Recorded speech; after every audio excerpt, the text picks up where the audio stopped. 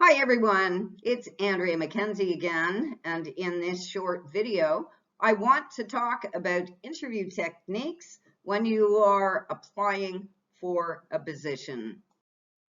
Picture this scenario. You've applied for a position as a work studies student as a communication assistant with the writing department at York University.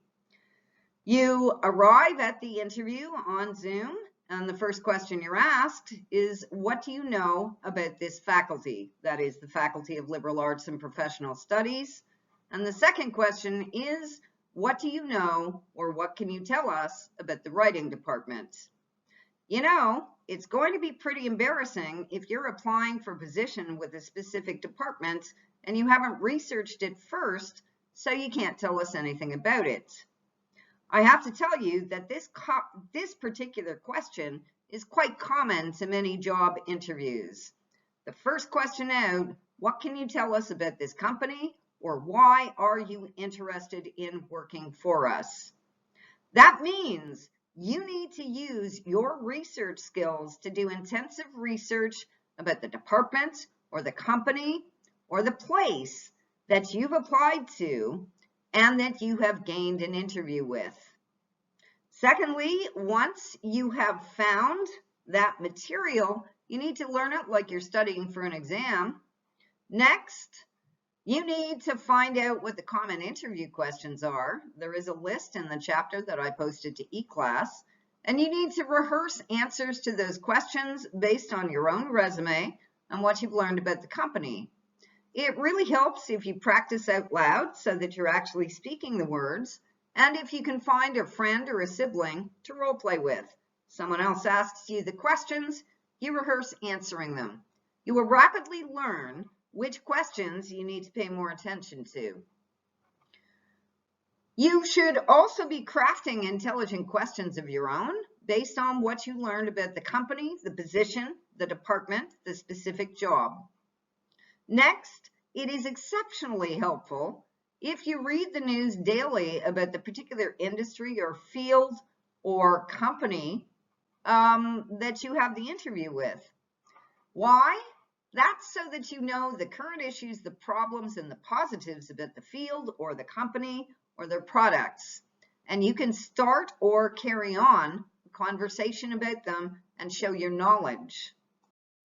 So I will repeat again, before you ever go to an interview, you need to research and know the company, its products, and its executive members and their names backwards and forwards. That takes research and research and research. You also need to think about why you want the job in this company and this particular job. A couple of things to also think about before you go to the interview is how you will fit into this company and why you will fit this particular position. Something else I tell students to prepare before an interview. Write down 3 questions that don't involve salary that show your intelligent interest in the company. You need to rehearse your strengths. You need to rehearse your weaknesses and make them into strengths, because companies do still ask questions like, what is your greatest strength and what is your greatest weakness? It helps to be prepared. It also helps if you can turn that weakness into a strength. Always expect the unexpected when you go for an interview. No matter how well prepared you are, someone will probably ask a question you didn't expect. You need to be flexible, you need to think on the spot, and you need to give an honest answer. Finally, before you go to an interview, you need to be aware of your rights. Here in Canada, for instance, employers are not allowed to ask you about your race or ethnicity, your religion, your age, your sexual orientation or identity. You might want to think twice if you go to a job interview and you are asked such questions, because that speaks volumes about the company itself, and you have to ask why they're asking you such things. That's all before you go to the interview. Now let's move on to the interview itself. I have been asked for the last 30 years to lecture students about what they're supposed to be wearing to interviews. Now, from my perspective, this is not a good thing to lecture about because you're always told to dress professionally, whether you're in person or on Zoom. But what is dressing professionally? Essentially, what I tell students is look to the norms in that industry or field. That is, look to the expectations. Some companies tend to be more conservative in their expectations for dress than others, whereas cutting-edge design companies may expect you to be more daring in your dress. What I always say is you need to dress to be comfortable and to give yourself confidence. There is no sense in putting on an outfit because you somehow think that that's what the company expects if that particular outfit makes you feel badly.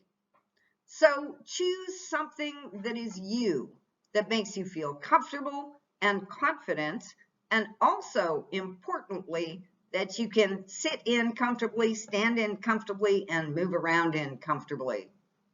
Check that outfit ahead of time. Make sure it's clean, mended, polished, and perfect. That's so that your mind is free of any concerns about your appearance. You look good, makes you feel comfortable and confident. You can focus on the content of the interview. Here's a tip. If you're in person, leave off any scented products such as perfumes or aftershaves. That is one of the most prevalent allergies, and you want the other people in the interview to feel comfortable as well as yourself. The one thing that I do tell students is dress for work, not for a date, and take into account the company that you're applying for and the work that they do.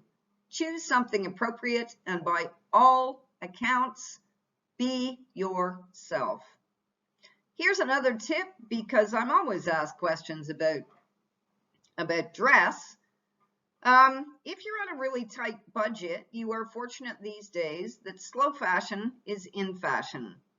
And what that means is instead of dashing out to buy something new for an interview and spending a lot of money that you might not be able to afford, you can now go to a thrift store or a vintage store and help with sustainability by choosing clothing from there. This is called recycling fashion. I myself have been doing this for years, long before it was acceptable, because I have found that thrift stores and vintage stores offer distinctive clothing. If I can find something that fits well and that looks good, I also find that it costs a fraction of what it would take to buy new. So that's an alternative to explore.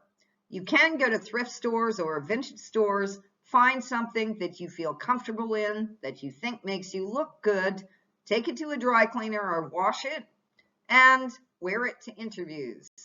The important thing is, once again, that it fits you well and that you feel comfortable and good in it. Many interviews now are virtual, so I want to give you a few tips for Zoom. When you're on Zoom, it's typical that we dress our upper halves comfortably and professionally and that we're wearing sweatpants on the bottom.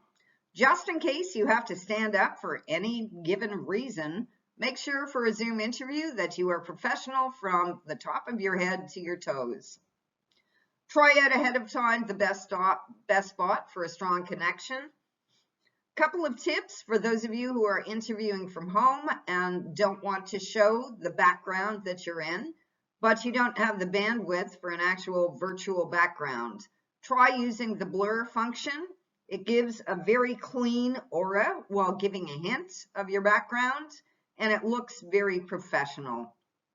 Check your camera positioning by going on Zoom ahead of time and setting your camera so that you are well framed in your square, and also check your lighting. I do this regularly when I'm using Zoom and recording or doing presentations.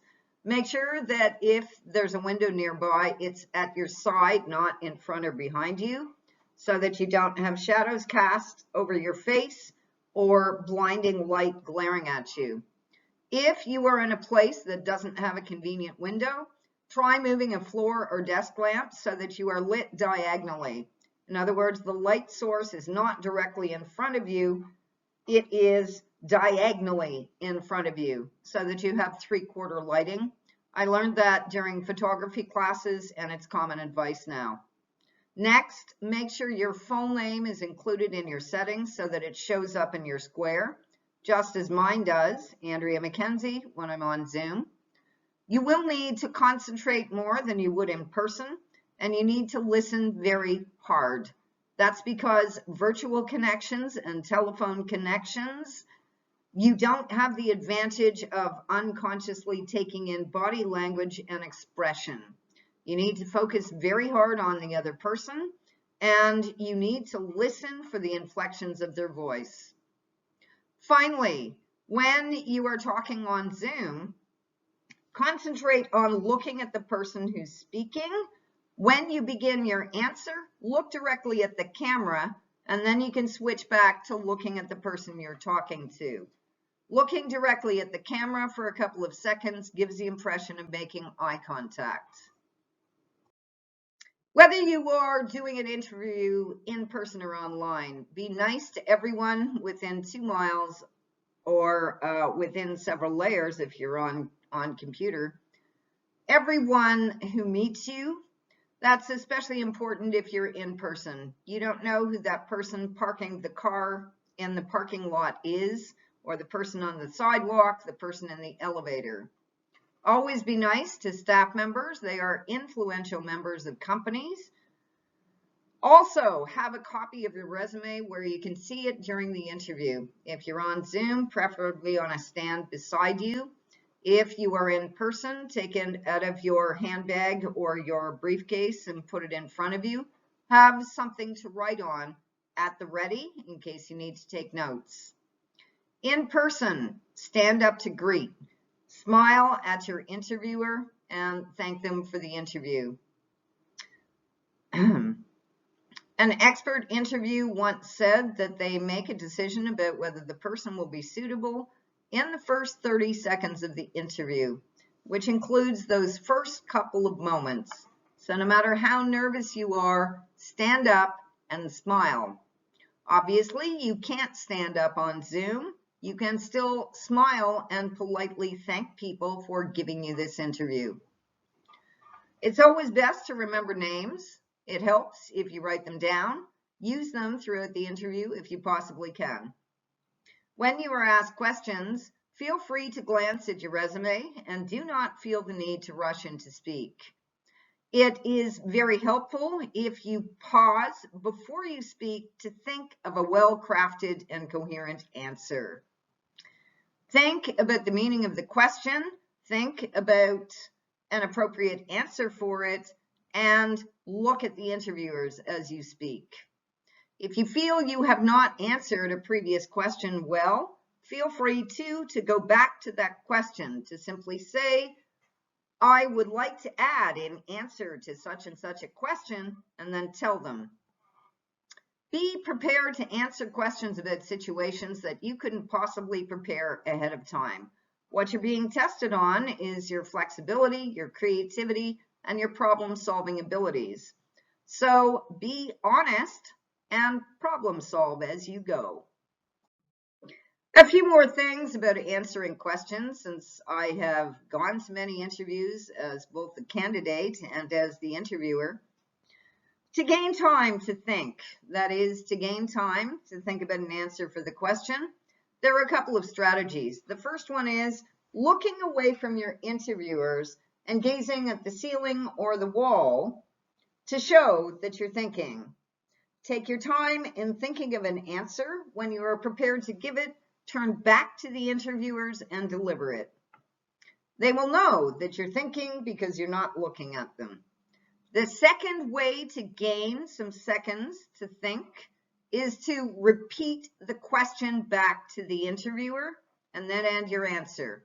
While you're repeating your question, that gives you 5 to 10 seconds usually to think about the answer. Other tips that will be helpful. Sometimes you are interviewed by one person, sometimes you're interviewed by a group. If you are interviewed by a group and it is in person, even if only one or two people are asking the questions, make sure that you answer them to everyone in the room. And that means making eye contact. So do not ignore anyone in the interview. Some interviewers ask you really vague questions. If that is the case and you're not certain what they mean, summarize what you think the question means, repeat it back to them, and ask them if that's what they mean. Another thing to keep in mind is to focus on what you can contribute to this company in this position, not just think about what the company can give you. That is not just that you can gain experience or a good salary, but the kinds of things you can contribute to the company to add to their products, add to their sales, add to their diversity of perspectives. Whatever you come up with from your research, think along those lines. Also, if you've done your research, those 3 questions that I said you should prepare for each interview that are not about salary, that's a way to create a conversation that goes beyond the questions they have asked you, and to show your knowledge of the company itself and of the issues that may impact it. That's a very impressive thing to do, and you make yourself memorable by doing it. Never just ask about salary. Always have another question in mind. Courtesy is the hallmark of making a graceful exit. Obviously, when you are leaving, whether it's in person or on Zoom, you briefly thank the interviewers for the opportunity. If you are in person, you thank the receptionist on your way out. And thirdly, you do not call anyone to talk about the interview or comment about the interview itself until you are miles away from the site. That is because, once again, you never know who the person walking along the sidewalk or in the elevator beside you might be. So refrain from comments and continue being nice until you are miles away. Another thing that you can do is write a brief email of thanks if you have someone's email address. And don't just thank them, but also include a couple of sentences about what you found interesting or intriguing about the company or the job. That usually makes an impression of courtesy and of interest. An interview does not end once you're off-site or off Zoom. It is in actuality a rehearsal for the next interview that you do. And so here's my advice for afterwards. First, write down all of the questions you were asked that you can remember. Next, do assess your performance. Which questions did you answer well? Which questions did you not answer so well? And what do you need to practice? Which questions were you not prepared for? And you need to rehearse those or think about an answer to them. Before you finish, practice again, repeat, put those questions away in a safe place, and keep in mind, the more interviews you attend, the better and the more practiced you will get. It's a skill like anything else. There is additional help available. There is, in fact, additional help available all over campus. In addition to that, I will be posting a chapter I wrote for co-op students at the University of Waterloo about interviews and common interview questions. I'll be posting it to eClass. Secondly, York has a career center. You should take full advantage of the resources it offers. Next, the Writing Center can help you with your resume and your cover letter, so do give them a visit. And finally, the Experiential Education Center has come out with modules that can help you. And I will be incorporating those on eClass over the course of the year. Even if we don't take them in class, they will be there to help you. This is the fun part. Most people write their resumes, they write their cover letters, and a lot of them unfortunately don't read them over before they send them in. Here are a number of reasons why you should, and these are all real examples. They are anonymous. found in the education section of a resume. Courses in liberal arts, courses in computer science, courses in accounting. Found in the experience section. Instrumental in ruining entire operation for a Midwest chain store. In a cover letter, I am a rabid typist. Also in a cover letter, exposure to German for 2 years, but many words are not appropriate for business. And on a resume, proven ability to track down and correct errors, spelled ERRORS. But my absolute favorite, the one that still makes me laugh, goes to the following line from a cover letter. Thank you for your consideration. Hope to hear from you shorty. I love it. I can't imagine what that person was thinking of. That ends this section on job interviews. Good luck with finding a position. Good luck with your interview. And thanks very much for listening today. This is Andrea McKenzie signing off. Thanks for listening and bye for now.